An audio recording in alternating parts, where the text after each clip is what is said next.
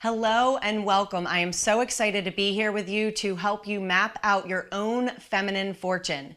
This is what you came to this life for after all, to live a rich life from the inside out.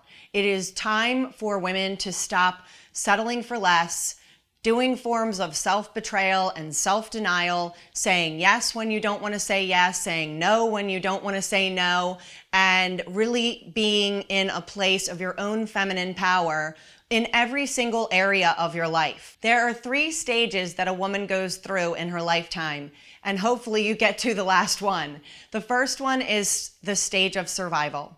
The second one is the stage of stability. And the third one is the stage of significance. You cannot get to significance if you are in the stage of survival. You cannot have an impact. You will have an impact, but it won't be the kind of impact that you want to have. And so if you are in survival mode, or you feel like you keep coming back into survival mode, this is your opportunity to really get clear about what it is that you want to have as your own feminine fortune. For each woman, that is going to be different. So what you're going to do is look at all of the areas of your life. On the wheel of life, there's spirituality, there's relationships, there's work and career, there's money, there's health. There are all these different areas of your life, and you need to assess on a scale of 1 to 10, where are you today? Where are you? Are you a 5? Are you a 6? For each of these different areas, you're going to make an assessment in each of the different areas so that you know specifically how you can be mapping out that feminine fortune in each of these different areas. It's not just about money, and this will contribute to you being a financially empowered woman. There's nothing worse than having a ton of money in the bank and feeling spiritually bankrupt or emotionally bankrupt or relationally bankrupt. That is not what's going to give you true fulfillment. So you can go out and you can make however much money you want, but if you're not really cultivating in these different areas, having them be a 10 and making vows and commitment to yourself that will allow you to really show up in all of those areas and take a stand for what it is that you want and ask and speak your truth and get those areas of your life into an alignment, then you're not going to have a feminine fortune. So take a moment right now to make a vow and to make a commitment to yourself, because when you do this, you are going to show up in every area of your life as the absolute best version of yourself.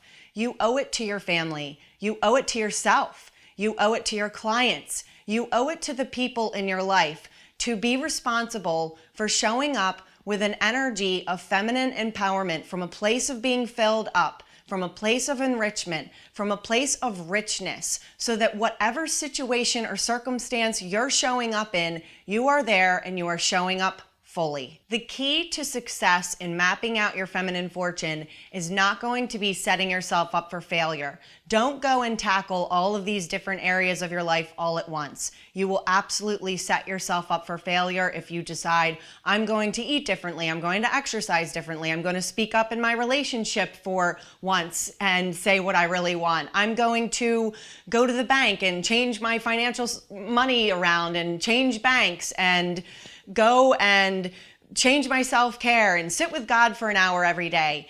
You cannot be everywhere at once. The way that I got to where I am and the way that I continue to live a life of excellence and being a better version of myself every day in every way was through small, consistent steps.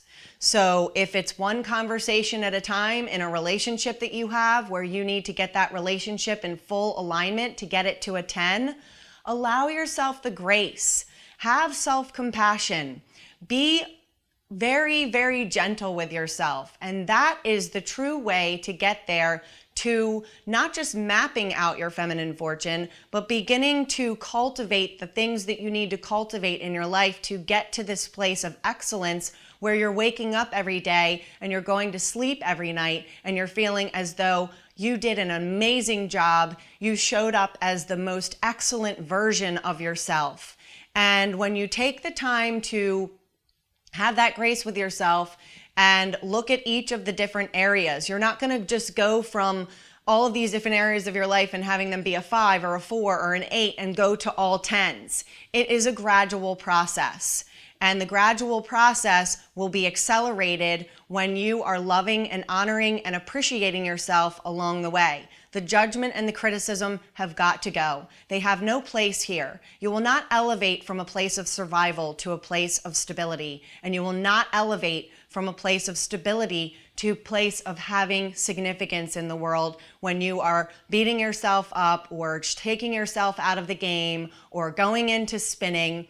Those are the things that you'll need to be cultivating, the self-discipline and the emotional intelligence that will get you from being in a place of survival to being in a place of stability, and then elevating to that final arrival destination where you continue to cultivate being a significant person in every area of your life. In order to understand how you're going to get through these 3 phases, you need to understand the psychology behind them. So the psychology of survival, you might think to yourself, what do you mean? Like, why would I want to stay here? I can't wait to get out of here. My skin's crawling. I don't like being in survival. But the truth of the matter is that the environment that you grow up in has an imprint. So if there was chaos or drama or financial survival where there was only just enough, or there was money drama or money chaos, I can remember when I was young, my mother would have to move money around a lot. And it would be like, okay, hold on, we can't go shopping because we have to move money around. And it was a really big, significant deal. And it also was contributing to this kind of mode of survival or this mental conditioning of believing in survival. And what happens is that makes a mental imprint, and you have neural pathways of which these subconscious beliefs are continuing to operate in your life. So until you really reprogram those subconscious beliefs and continue to affirm to yourself in the mirror, bringing it in, bringing the physiology in, putting your hand on your heart and saying, calm down, take a breath. The universe has your back. This survival mode is not normal. When a woman is going and spinning out when it comes to money, or spinning out when it comes to her relationships, or spinning out when it comes to time, that is an indication of survival mode.